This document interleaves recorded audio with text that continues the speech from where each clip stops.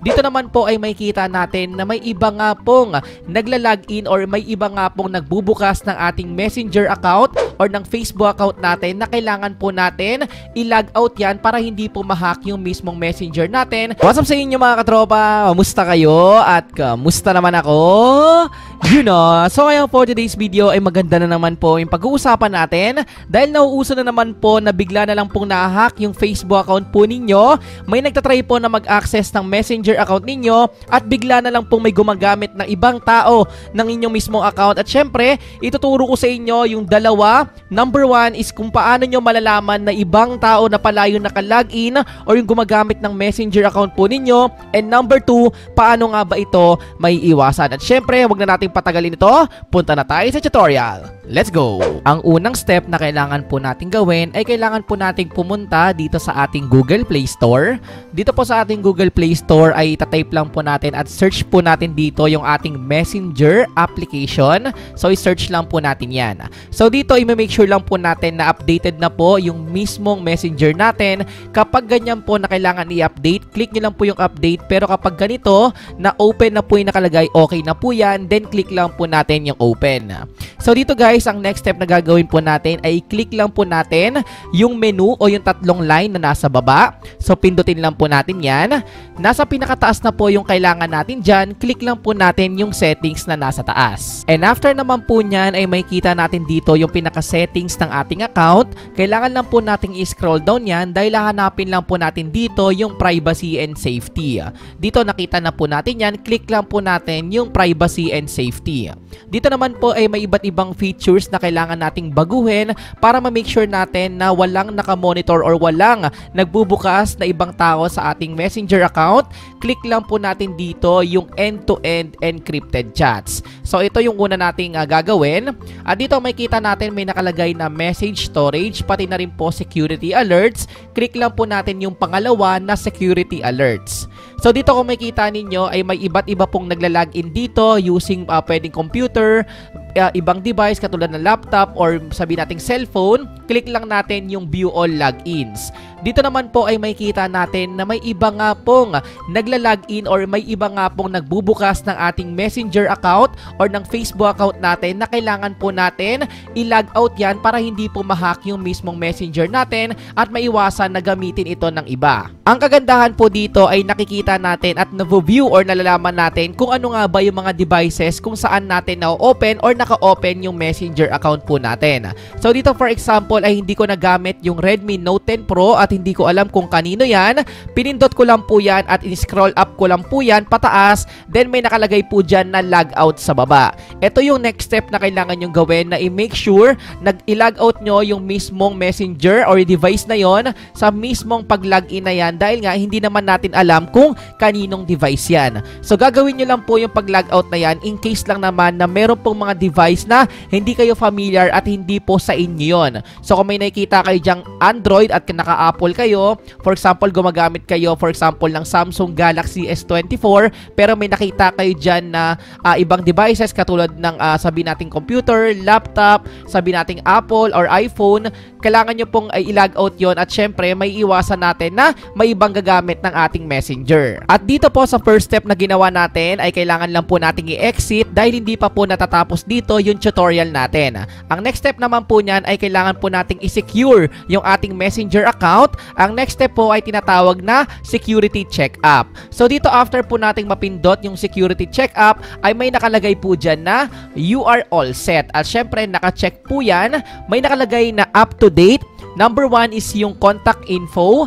Number 2 is yung password. Yung number 3 naman po is yung safe website browsing. So kapag ganyan po na okay na po yan at na-set na po natin yan, ang ibig sabihin po ay up to date or mismong updated na or pwede pa nating i-update yung mismong contact info natin, yung Facebook password natin. So depende na po sa inyo yan.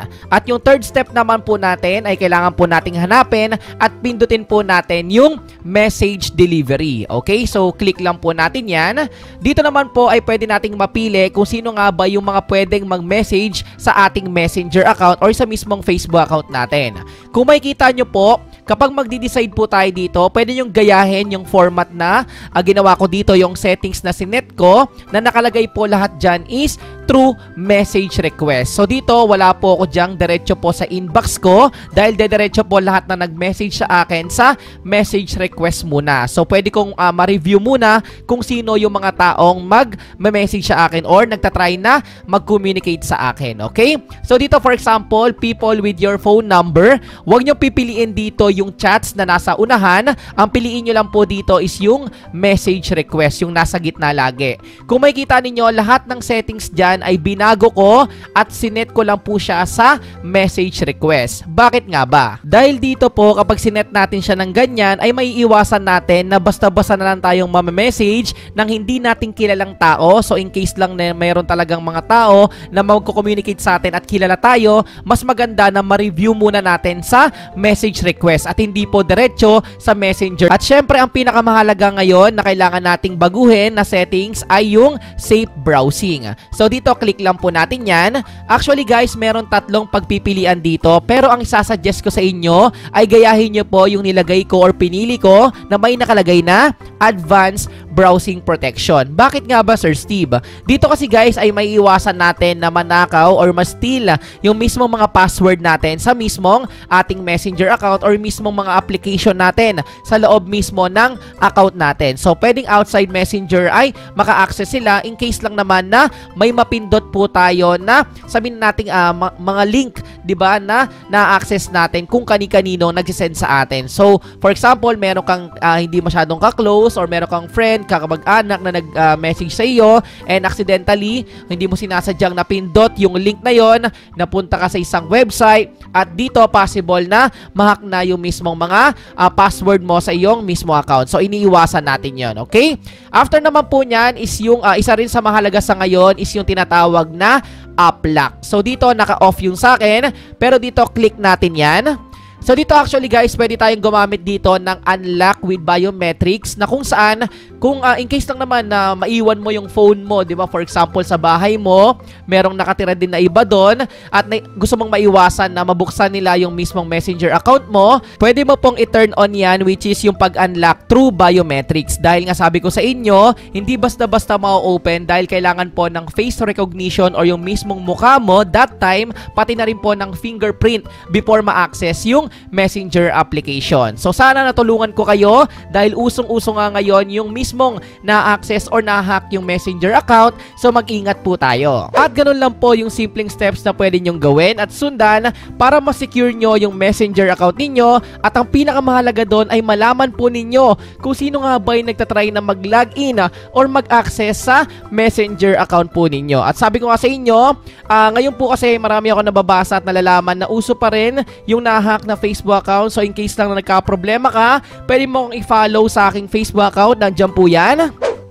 And also, nakapin po yan dyan sa may pin comment section sa baba. At syempre, pwede nyo akong i-message dyan. At syempre, kung bago ka lang dito sa YouTube channel ko ay welcome na welcome ka. Pwede ka mag-subscribe at pinutin ang maywagang notification bell para sure at 100% sure na updated ka sa mga future uploads ko. You know, peace out, like, comment, subscribe. Peace! One love.